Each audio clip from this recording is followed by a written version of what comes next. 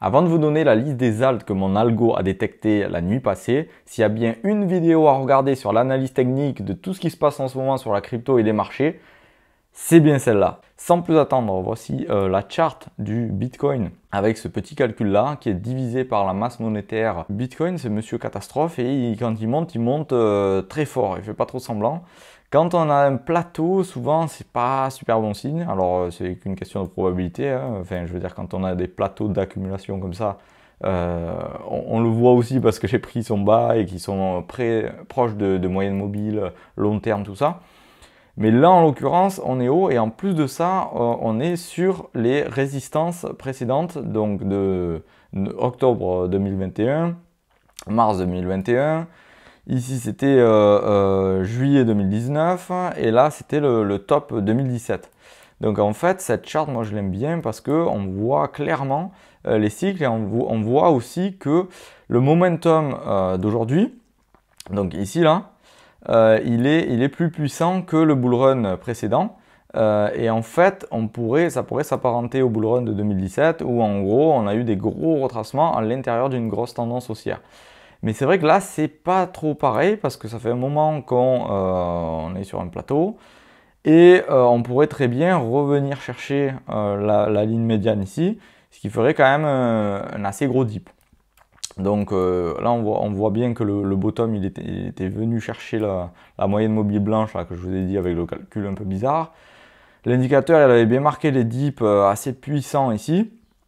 Donc là, on est plutôt voilà, on attend de voir si on ne se mange pas un retracement avant de repartir ou éventuellement un bear market. Enfin, ça serait un peu bizarre parce que sur le S&P que je vous montre ici, à chaque fois, enfin, quand j'avais fait des vidéos dans le passé, on voyait cette résistance qui était énorme. Donc en divisant par la masse monétaire WM2, on voyait que la résistance rouge là, qui avait mis une décennie à être passée, non, 2001 là, en fait elle a été créée en 2001. Et en fait on venait buter à chaque fois, comme par hasard au Covid, là quand ça a été le top en 2021. Et là on voit que on l'avait testé et on est arrivé à la transpercer. Donc ça c'est un signal assez fort pour tous les marchés en général. Et on a à peu près la même chose sur un peu tout. Malgré que le CAC 40 est en train de retracer là, ces derniers temps, c'est pareil, on était en train de passer cette résistance avec des signaux de momentum dans les unités supérieures. Donc là en 3 mois, ce qui est très puissant. On voit que là on s'extrait d'un truc qui date de 2008 et potentiellement voilà, on retrace, on vient tester cette résistance et potentiellement on peut repartir quoi. Ça je vous en avais parlé un paquet de fois il y a des mois. Donc voilà, tout ça pour dire que le Nasdaq c'est à peu près pareil, mais on arrive sur des plus hauts là. On arrive sur le plus haut de la bulle là, des dot-com. Ça c'était les années 2000 où ça s'est crashé. Et là on arrive sur les mêmes niveaux, avec un momentum qui est repassé assez bull. Donc voilà, ça c'était pour les marchés en général. Et le Bitcoin donc divisé par M2. C'est la masse monétaire avec d'autres calculs dedans. On voit que c'est quand même assez bull, hein, mais quand on met en 3 mois, on voit qu'il y a quand même une divergence sur le RSI, ici, vous voyez. Si je trace une ligne droite, on voit qu'en fait ça bute quasiment parfaitement dessus. Et on fait des plus hauts, entre guillemets. Donc du coup, ça veut dire c'est un mouvement un peu faux qui perd de la force, entre guillemets. À part si on vient buter, voilà, on va clôturer le trimestre dans 13 jours. On clôture ici et puis on le traverse et après on vient le retester et c'est bon, ça repart. Là, ça sera un très très bon signe comme un peu le S&P. Et c'est toujours comme ça, le S&P mène la danse parce que c'est le marché le plus capitalisé ou le plus suivi du monde. Et après, ça se déverse dans les plus petits trucs, notamment les cryptos et tout ça. Donc en fait, quand je vais vous donner la liste des altcoins, prenez-le avec parcimonie, ne faites pas all-in parce que je viens de dire ça. Bon, de toute façon, il n'y a pas grand monde qui regarde mes vidéos pour l'instant. Mais voilà, on est plutôt sur du momentum moyen là. et le Bitcoin qui est pas non plus sur des bottoms, quoi. On le voit, ça s'est pas fait fracasser pendant longtemps, au contraire ça a monté pas mal et puis on a marqué un plateau. Alors j'espère que c'est pas de la distribution ça et qu'on est reparti pour une baisse de plusieurs mois, mais c'est vrai que la saisonnalité n'est pas en notre faveur là pour l'instant. Parce que c'est l'été et bon, l'été, il y a un dicton qui dit il faut vendre en mai, s'en aller et revenir en hiver et on accumule et potentiellement septembre, octobre, fin d'année, ça repumpe. Donc voilà, on en est là. L'Ethereum c'est un peu pareil. Là vous voyez le momentum il est pas ouf quand ça vient dessus et que ça redescend après avoir fait un genre de divergence. Là, vous voyez que le prix est à peu près au même endroit, et là, on n'était pas du tout au même endroit, entre guillemets. Ça montre des signaux de faiblesse où ça peut tergiverser pendant un moment. Autre truc super intéressant, quand on tape ce calcul-là, vous voyez là, 1 moins USDT divisé par total moins USDT. Bon, là, c'est en 2 semaines. Pour vous montrer un peu le canal descendant là, comme il a été pertinent par le passé, c'est que quand on a eu des tops sur le Bitcoin et sur toutes les cryptos, on a vraiment respecté le canal ici. Et là, en fait, on s'en est approché, enfin voilà, on est arrivé dessus quoi, à 1 millimètre près. On voit qu'en fait, ça marque à chaque fois les tops. Donc là, est-ce que le momentum quand même, il est haussier? Est-ce qu'on va arriver à traverser ce canal et renverser la tendance et faire des plus hauts là? Ou pas? Alors du coup on repart en daily et en fait en daily on voit que on avait quand même une grosse tendance haussière après un gros range ici là et on voit que là la dernière fois quand on a fait un plateau qui avait marqué le top là avant le premier crash, on voit qu'on a oscillé un moment. Donc est-ce qu'on ferait pas pareil? Et ici vous voyez il y a des dips. Mais en fait, c'est peut-être les dips ici qui ont marqué juste ce petit rebond et en fait, on est reparti pour plus bas, comme un peu ici en fait. Vous voyez, un dip qui marque un mini rebond et en fait, le nuage derrière en gris là que vous voyez, ça repousse le prix indéfiniment jusqu'à ce qu'on arrive à trouver une genre de force acheteuse et en fait, on est passé sous la ligne rouge là qui est la moyenne de mobile 200 et en fait, on renverse une tendance comme ça. Petit à petit, on voit que tous les signaux de moyenne mobile et tout ça ne sont plus en notre faveur et on renverse la tendance. Donc là, en fait, on est tout au début. On n'est pas encore en tendance vraiment baissière, loin de là. Mais on a quand même des momentum ici, là, en bas, qui traînent un peu la patte. Et les rebonds, là, si on a que ça à chaque fois qu'on a un dip, c'est pas ouf. Alors que là, dans le passé, à chaque fois qu'on a eu un dip, on a bien rebondi. Hein. On a bien rebondi. Bon, voilà, ça peut s'apparenter à ça, par exemple. Et en fait, les dips que je vous montre sur les alts, c'est un peu le reflet de ça, où on a des mini pumps juste après, et en fait, ça va plus bas. Donc, on va voir. Ça, c'était un peu le tour de la crypto en général et les marchés en général. Allez, c'est parti, la liste donc des alts que l'indicateur a détecté hier. Et on voit qu'aujourd'hui, la bougie d'aujourd'hui est bien rouge, là. Comme il y en a, moins 8%.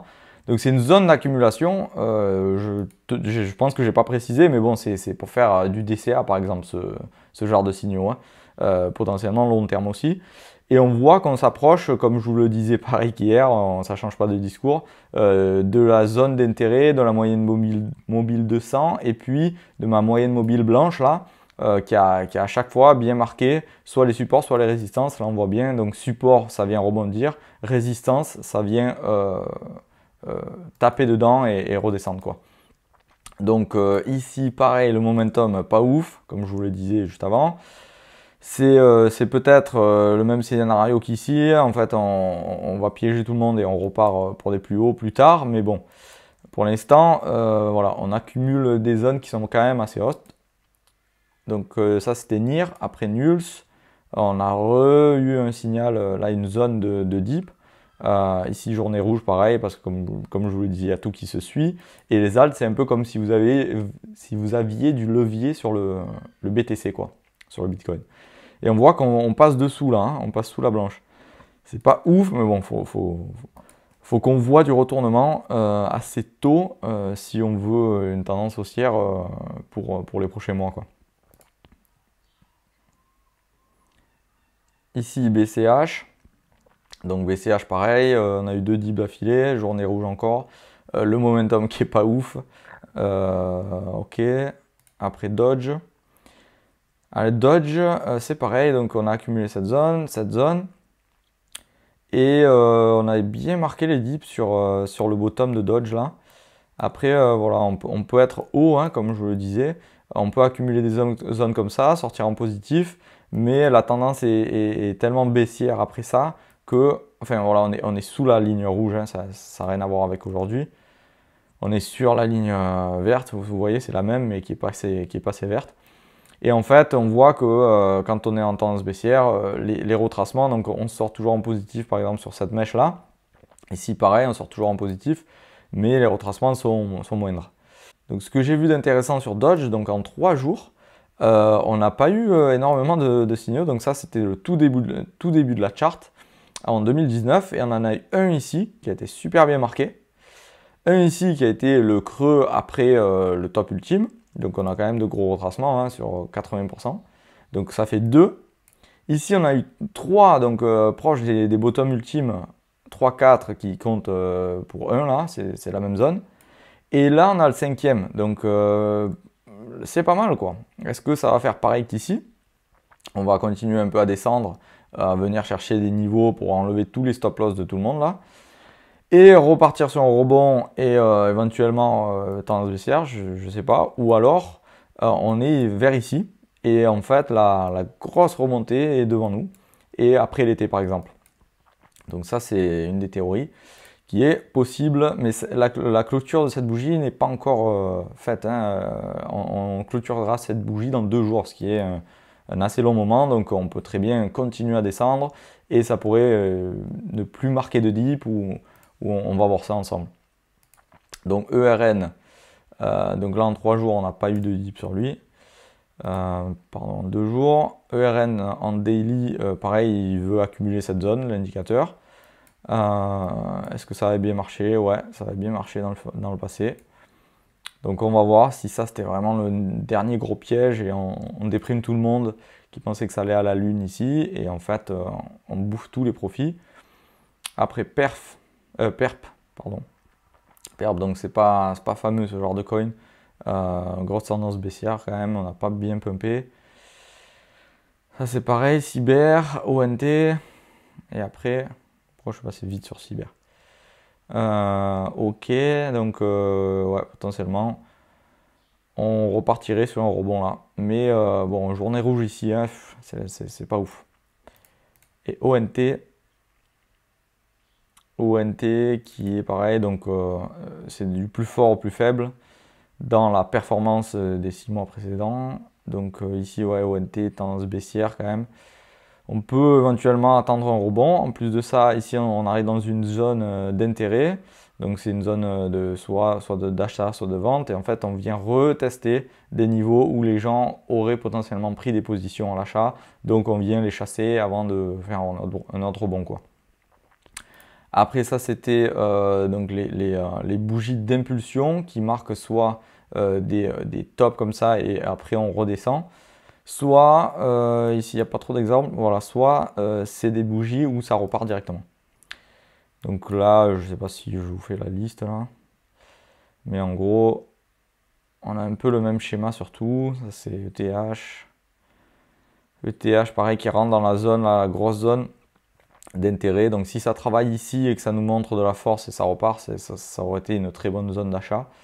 Ou alors c'est double top et c'est parti, on va à la cave. Non, voilà, on n'est pas fameux, mais bon, il y a des rebonds entre temps. On part pas tout droit sur les plus bas.